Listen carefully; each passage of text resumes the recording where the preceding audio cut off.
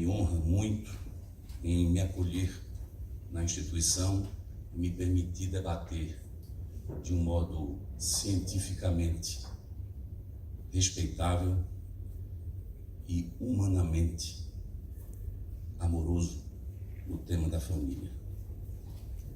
Eu poderia e irei fazer isso, começar essa exposição servindo-me das lúcidas palavras do professor Borda no início desta nossa conversa.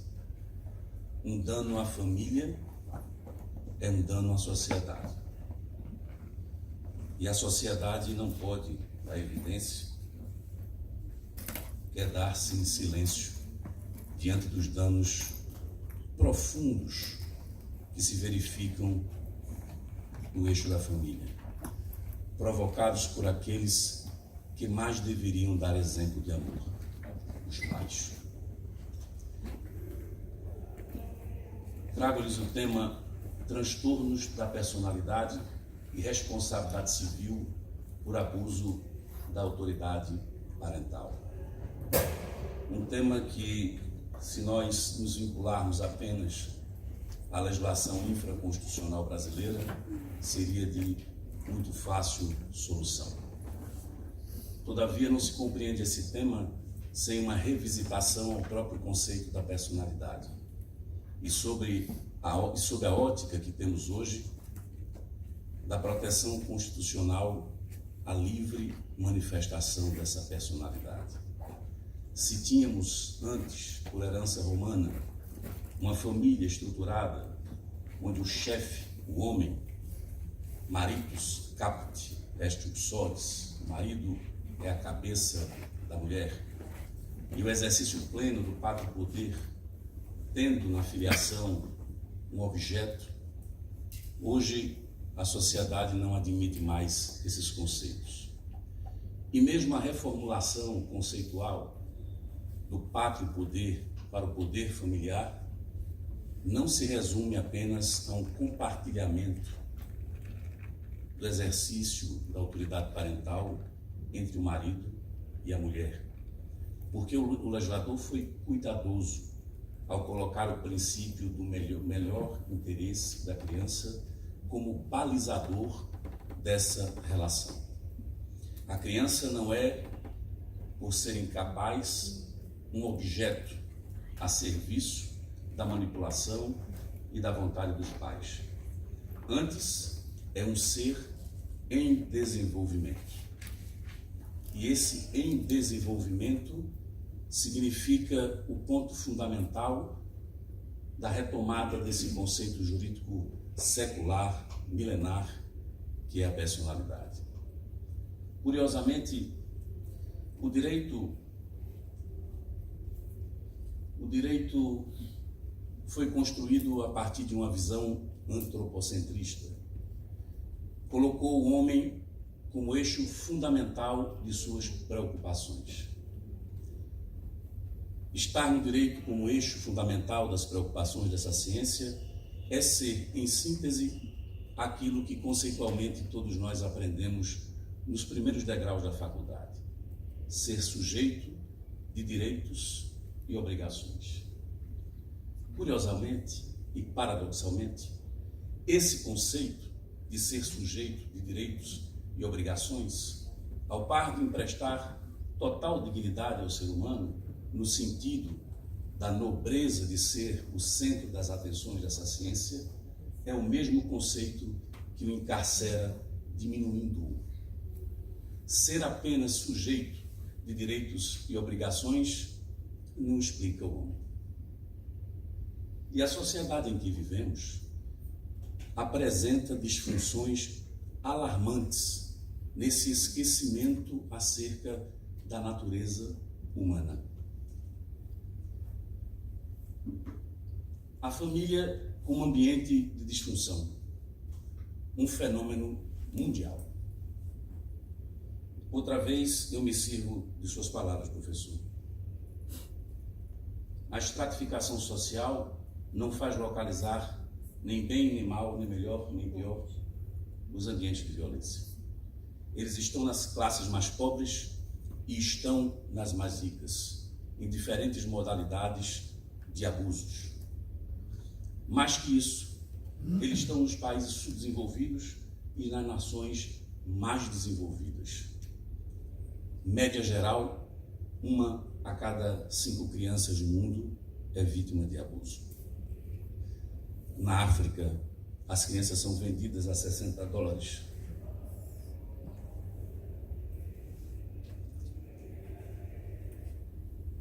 Essa família precisa ser revisitada.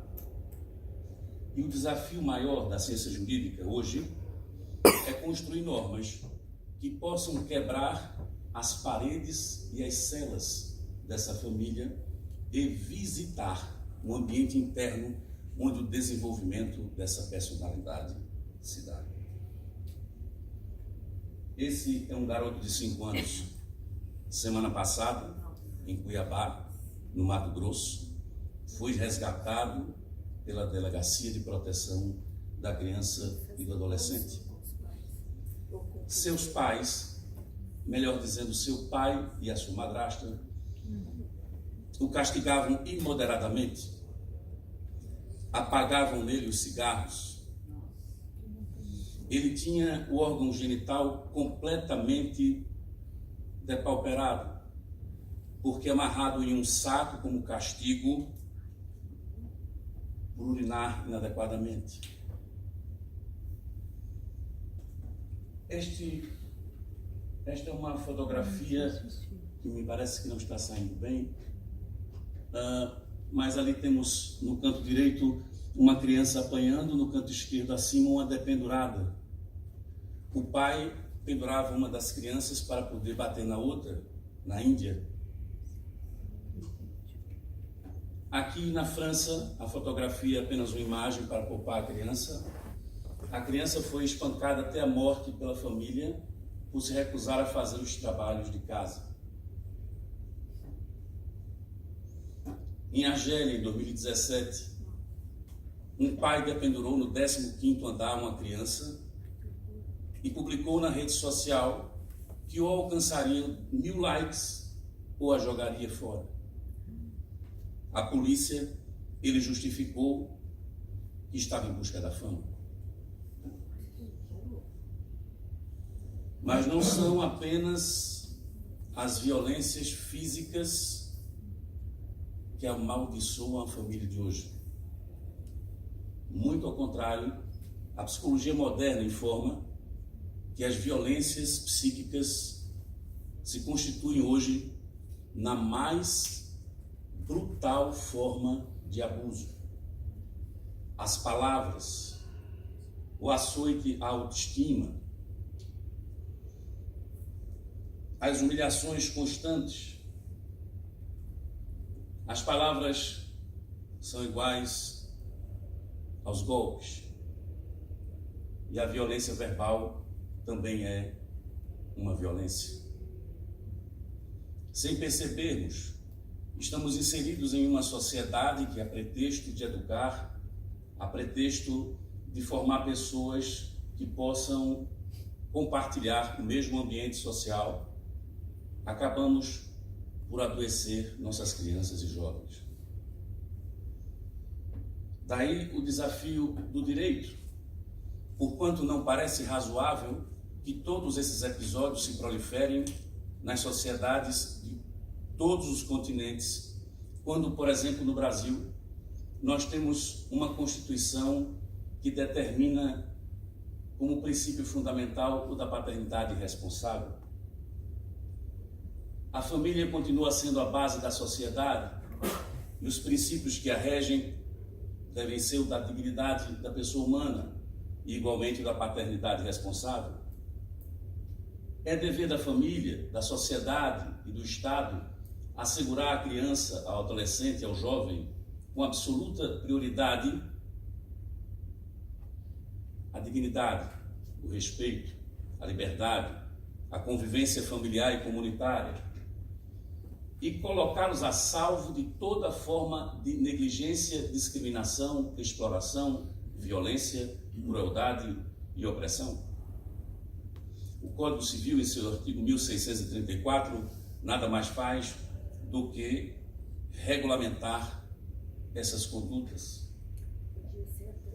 A pergunta fundamental que faço como eixo de minhas preocupações e norte de meus estudos há algum tempo sobre a violência à personalidade humana é por que as normas jurídicas não conseguem alcançar com eficiência as famílias no que diz respeito à contenção de abusos.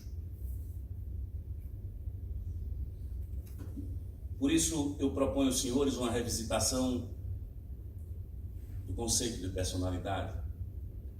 Parece-me, salvo o melhor juízo, que todos os campos de pensamento, sejam eles das ciências exatas, das ciências da saúde, das ciências sociais, possuem aquilo que eu chamo de pré-objeto comum, a vida. Toda a preocupação humana é para compreender a vida, compreender a sua origem, compreender os seus movimentos mecânicos ou não, compreender o seu fim e supor uma eventual continuidade. Se os campos das ciências, se os campos do pensamento têm como pré-objeto a vida, necessariamente é forçoso concluir que a personalidade, que é o marco zero do estudo das ciências jurídicas, de onde tudo sai e para onde tudo conflui, porque não há relações jurídicas sem estarem estabelecidas nos conceitos, no conceito primário de personalidade. É que essa personalidade é a própria vida humana. A personalidade não pode mais, sustento eu, ser encarada meramente como um trato formal de uma ciência que habilita o homem a ser sujeito de direitos e obrigações sem mergulhar na natureza desse próprio homem. De modo que não encontraremos no direito uma solução ou uma resposta adequadas a essas reflexões. E o direito, concebamos nós, não pode conviver sozinho. Ele precisa capturar de outros campos do pensamento conceitos, valores, entendimentos, para que nós possamos dar à norma jurídica o alcance adequado. Eu costumo dizer, professora Regina, que o jurista tem pelo menos duas formas de se comportar diante de sua ciência. Ou ele compreende o homem através do direito, ou ele compreende o direito através do homem. E eu escolhi a segunda forma. A perspectiva da psicologia nos é muito confortável. A personalidade é aquilo que apresenta em nós características distintivas. Está fundado em duas questões fundamentais: temperamento e caráter. O temperamento é inato. O caráter é forjado no ambiente em que o homem está e o ser está estabelecido. Mas ambos sofrem profundas alterações ao longo do tempo. A personalidade não é, portanto, uma característica eminentemente genética. Ela o é também ambiental. E um ambiente que provoca maiores alterações na personalidade humana é o da família. Explicam os psicólogos que quando nascemos, trazemos em nós essas características originais. Por isso, nesses estudos, eu costumo me referir à personalidade original humana. O que ocorre é que essa personalidade, ao longo do tempo, vai ficando no inconsciente. E como que sobrepondo camadas, nós vamos nos tornando conscientes daquilo apenas que nos ensinaram. Somos repletos de valores, de condutas, de normas, de expedientes que vão nos apresentando ao mundo e vão, ao mesmo tempo, nos distanciando de nós mesmos. É curioso observar as estatísticas clínicas de pessoas que não possuem nenhum distúrbio mental, mas que frequentam os consultórios psicológicos e psiquiátricos, que possuem uma vida aparentemente normal, composta de sucessos louváveis, mas que são acometidas de depressões, síndromes. Eu costumo dizer que este é um sinal da alma, é um apontamento. Há uma criança lá dentro que chora e que começou a ficar abandonada. Essas coisas acontecem naturalmente, produto da forma do comportamento social, dos fenômenos de interação, que fazem com que o desenvolvimento da personalidade leve mais em consideração a condução do ser ao convívio social do que a preservação do ser. Carl Gustav Jung, célebre pensador do campo da psicologia e da psiquiatria, diz que a personalidade é uma semente que só pode se desenvolver em pequenas etapas durante a vida. O que significa dizer que a existência, a vida, essa nova forma de olhar para o conceito de personalidade está sempre em transformação. E que este fato faz com que o respeito, o direito, a dignidade leve em consideração essa livre manifestação da personalidade. Todos nós temos uma dor consciente ou inconsciente. Todos nós temos um reclamo da alma. De algum modo, fomos visitados por um abuso. Guardamos uma lembrança amarga de uma mãe, uma memória desagradável de um pai. Quase todos nós temos histórias que, num determinado momento, sufocam o coração. Este é um fenômeno natural nesta fase do conhecimento e do desenvolvimento humano. Todavia, o caso se torna mais grave, e aqui alcanço o ponto fundamental da exposição, quando essas afetações são disfuncionais. E aí, professor, por favor, um pouco rápido. Desculpem, por favor.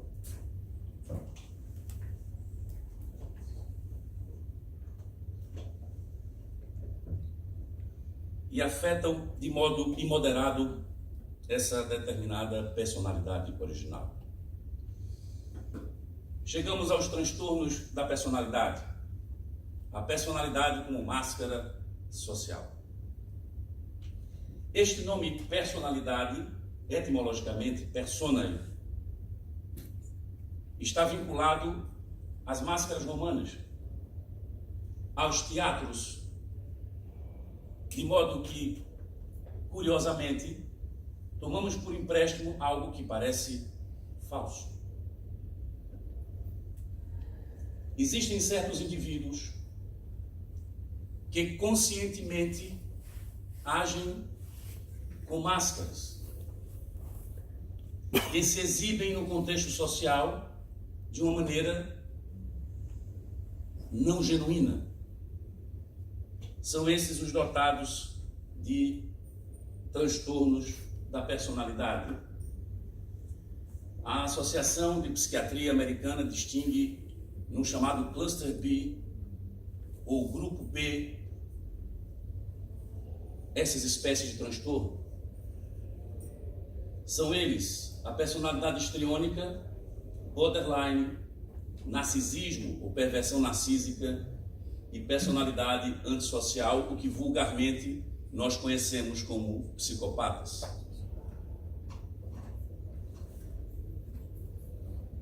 Estatísticas modernas dizem que apenas quanto à psicopatia, 1 em cada 20 indivíduos possui os traços de psicopatia.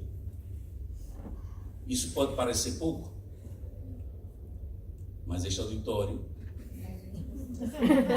Tem alguém. Tem alguém. Sem querer descer ao exame de cada uma dessas disfunções, o que quero lhes dizer e quero lhes trazer é que essas personalidades são frutos de elementos genéticos, mas possuem muito de formação ambiental. A marca distintiva do transtorno da personalidade é o desprezo pelo direito e o sentimento alheios, o que justifica, ou pelo menos explica, aquelas atrocidades a que no início da conferência eu me referi por fotografias. Essas pessoas são incapazes de sentimentos como a compaixão, o amor. Essas pessoas não possuem qualquer capacidade de sofrer com o sofrimento alheio. Atualmente, alguns recursos tecnológicos permitem, em algum grau avançado dessas patologias, verificar que há uma perda de impulso elétrico no cérebro. A questão fundamental é que essas pessoas não são inconscientes nem produzem realidade. Elas são absolutamente conscientes de tudo aquilo que fazem, como fazem e o que provocam. Os efeitos desses transtornos, eu quero me servir aqui de um especial literato argentino chamado Jorge Luis Borges. Não se vê aquilo que não se consegue compreender.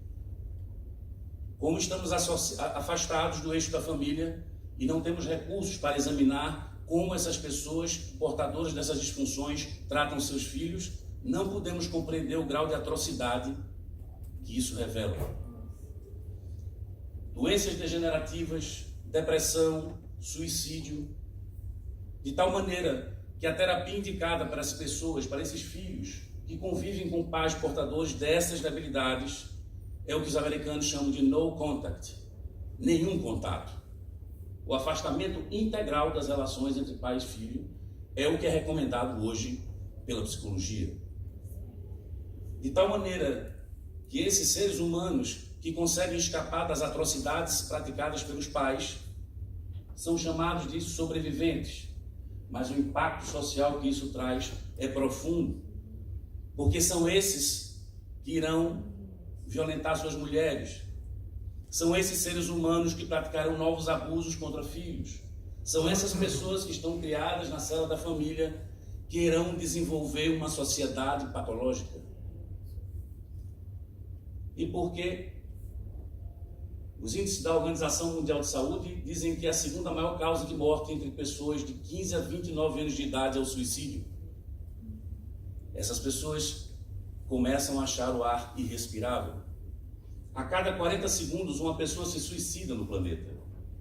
São 800 mil suicídios, dos quais 65 mil acontecem na região das Américas. O suicídio é matéria de saúde pública e um índice de qualidade de vida. E pela primeira vez, a saúde mental está contemplada nos Objetivos de Desenvolvimento Sustentável pela Organização Mundial de Saúde. E por que a sociedade silencia se os abusos se proliferam nas famílias? Se em média 1 a cada 5 crianças sofrem abusos? Se as normas jurídicas não possuem eficácia suficiente a cautelar a ocorrência do abuso? Se há falta de políticas públicas suficientes para identificar, educar e preservar esses seres humanos?